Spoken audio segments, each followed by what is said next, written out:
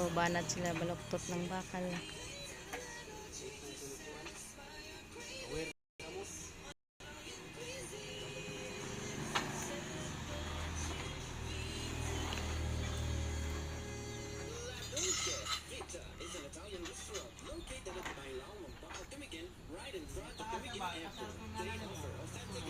Malaki ng mga bakal, 16 mm yan yung binabaluktot nila.